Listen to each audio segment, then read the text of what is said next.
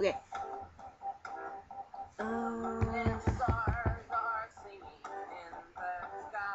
Here's a story. Have you ever played the game Chase? It's a game that neighborhood kids used to play all the time. Like, we had, like, you know, pretty good sized neighborhood with you know, a lot of kids, you know, ranging from 8 to 17 or whatever. We always, like, especially during the summer, we'd always play baseball. We'd always play baseball, because in the back of my house where I used to live, there's just like huge field, and you know, it's not like, you know, professional baseball field huge, but big enough.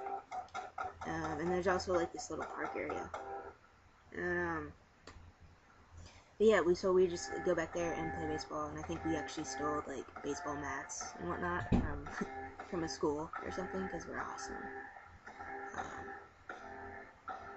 But yeah, but anyway, so those I swear I'm not mocking you. When I came to my nose really itches. I don't know why.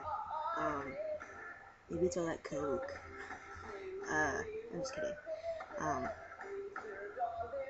Yeah, so that little group play this game called Chase, and we usually like to play at night because it's better, because it's nighttime, it's easier to hide. I guess basically it's kind of like hide and seek, but once you get found, you have to run your ass off. I think sometimes we had a base, and the base was the park, like, you know, because it like pretty much was divider. Well, I lived in the old projects because it was there longer, and then there's a newer projects built, which is further away just a little bit, and so that's called the new project. So we would range from there to there, and yeah. So the park was the divider and base safety zone. Yeah. So if the other team who was looking for, you know, the team that was looking found, you know, you or whatever, you'd have to run, and sometimes there was no base, so it made it even harder, especially those who were out of shape or slow or tripped a lot, aka me.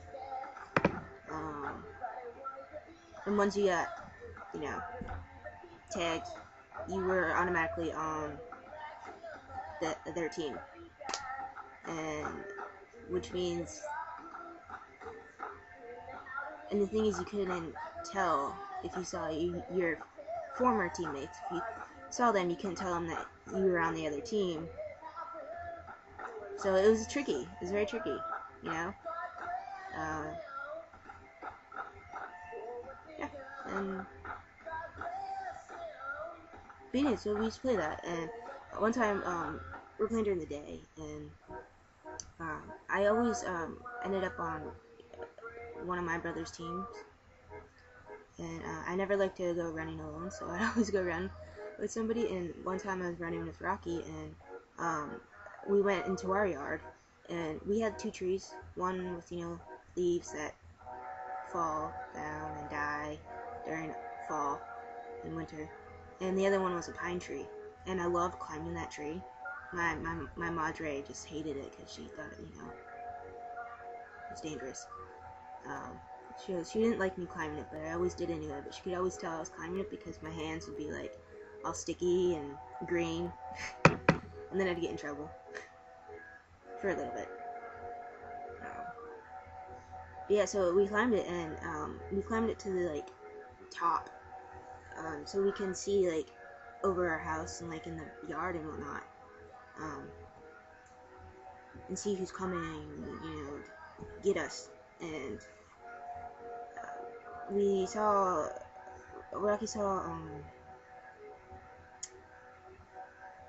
well, he had me climb up there at the very top, which I didn't mind because I liked to, anyway. But And I said to him, you know, they're running over here. And the thing is, like, you pretty much know, like, a lot where people are gonna, like, try and hide.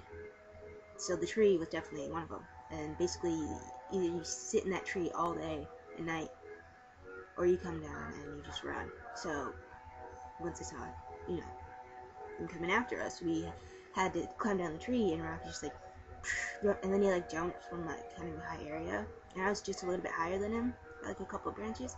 And he's like, "Come on, let's go. You should just jump." I was like, "Are you kidding me? That's really high." He's like, "Just do it." He's like, "Fine," and I did, but my foot caught on a branch, and I fell on my face, and on my left arm, and Rocky just ditched me, little fucker.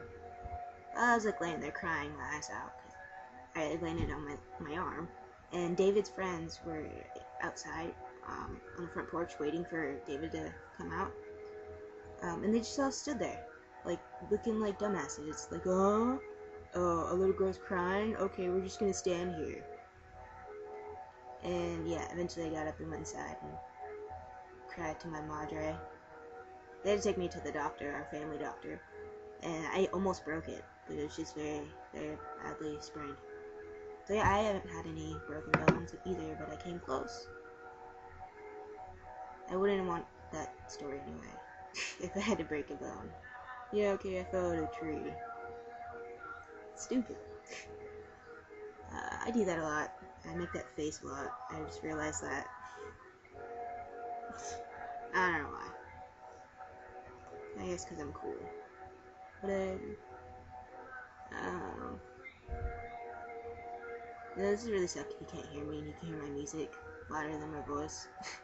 All this time I'm talking, like an hour later.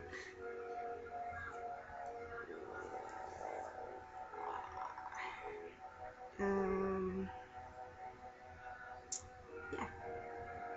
Let's see.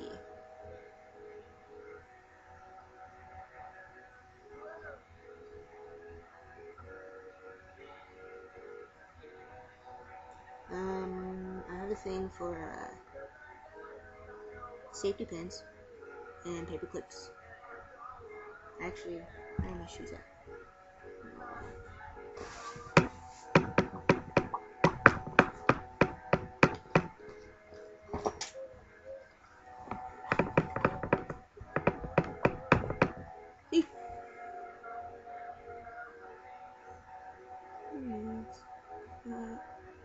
I don't know why I do it. Different. Oh, I actually have, and I sometimes write on my shoes. I don't know if you can see it. These are like really dirty. Had them for a while, but I don't know if you can see that. Oh yeah, you can. It says cunt. I like the word cunt. It was really funny because when I was in Texas looking for a job, I had this interview at this, what was it called? It was like some kind of like smoothie store or something, but like healthy smoothie store. I don't know what it's called. I think smoothie was in it somewhere. I don't know. But I had an interview, and I was wearing my Chuck tees because those are the only shoes that I had. I don't have nice dress-up shoes yet. Huh? I really don't see the point in having them. They're not really gonna go anywhere fancy. But we'll get to that. Yeah, so I was wearing them, and I usually, like, when I'm sitting or something, I, put my ankle on my knee or whatever, and I did that, and the guy who was the manager or whatever looked down at my shoe, because it was more, the shoes were more clean, and the bolding of the word was more out there, and so he looked down and saw the word cunt on my shoe, and he